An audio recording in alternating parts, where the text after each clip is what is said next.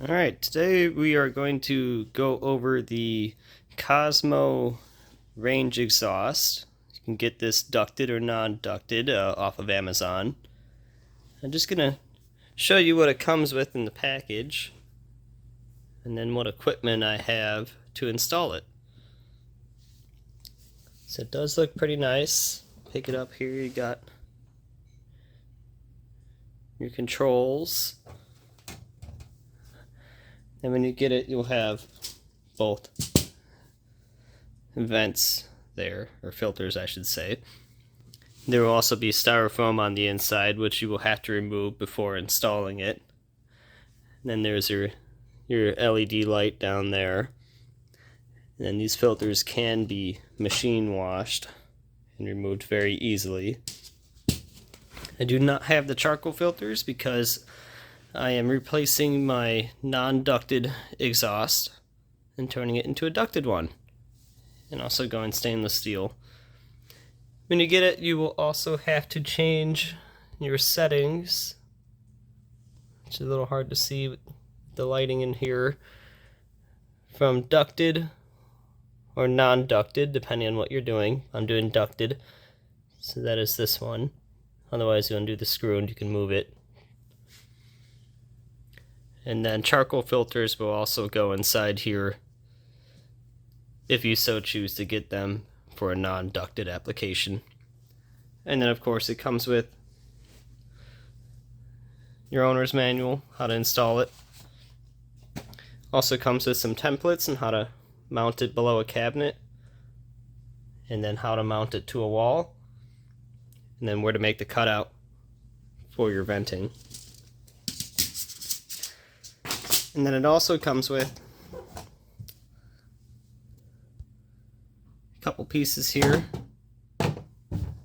depending on if you want to mount it to the wall or to the cabinet, depending on your application. And then you have two of these which you can install to make it non-ducted, and they just go into the little slots and rotate it. And then this is a damper. Install it the right way, so that way it opens with the airflow and closes to prevent a backdraft. I also bought some semi-rigid aluminum pipe. Stretches out to 8 feet. You can get this at Menards for a pretty decent price. And then I also bought at Menards the roof flashing, which also has a damper in it.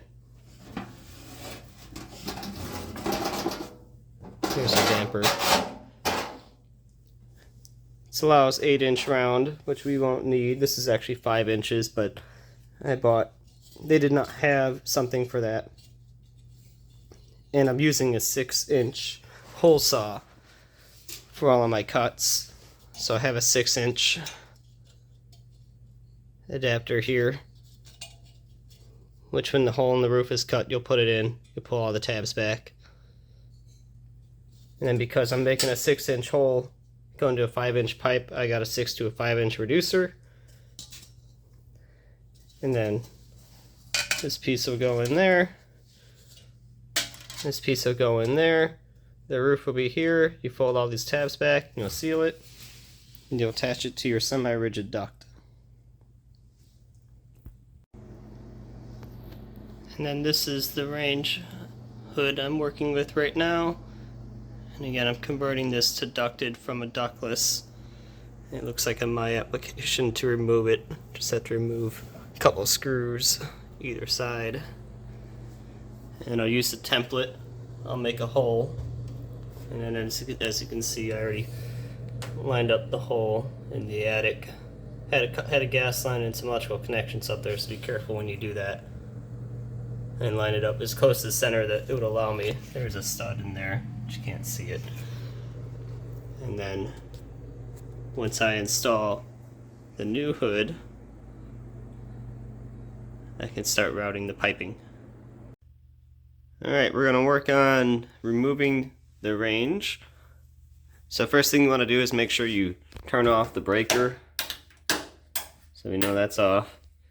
And then on mine in particular, it is hardwired, So I'll undo the electrical connections first, and then I will undo all the screws holding it in and taking it out.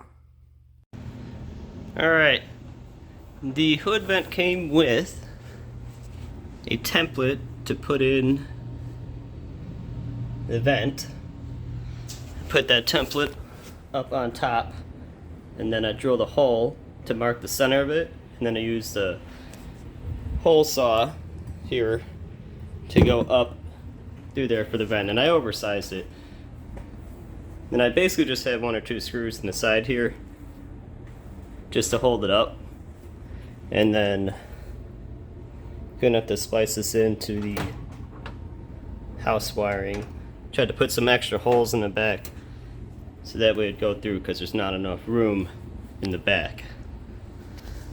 So once I pull those wires through, I'll zip it down to the studs, then we'll go from there. Alright, got it installed, hooked up to the electrical, ran a vent from the attic, used a hose clamp to secure it to the exhaust vent, and then put some ducting tape, not duct tape, but ducting tape around it for extra security measures.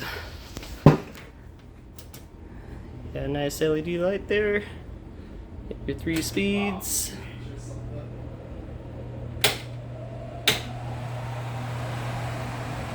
Now we will put it through the roof. And now to show you how it went through the roof, or through the attic I should say. I'm gonna drill a screw right through the center here, so that way I know where it is on the roof. It looks like I got a little bit of water damage I might have to fix. Alright, we're on the roof. I found my screw or nail, and I used my hole saw and cut a hole. And then before I did that actually, I traced the perimeter of where my flashing is going to go. And then I cut out a square where the inside the flashing is. And now I'm going to do my ducting and then seal it. Okay, and just to show you how it's all going to go together here. I haven't installed everything just yet, but it kind of slides underneath. And then I put a collar there, which will connect to this, and then my rigid ducting connect to that collar there. And then make sure you use 3 sheet metal screws with each connection, and then use your ducted tape around each one as well to seal it. And then use a generous amount of caulk. I'm gonna, for good measure, I'm gonna caulk the outside here, and then you will caulk the outside perimeter here, and then leave the bottom open so if water does get in, it has a place to go, but hopefully it won't. Then use a generous amount, and I'll even caulk the exterior too. Back in the attic, got the duct ran.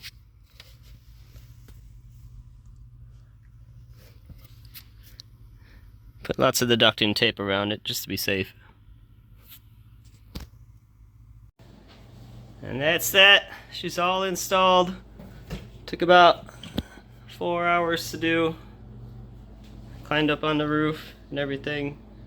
I'm not a contractor, I'm just a YouTube guy. Hope you enjoyed.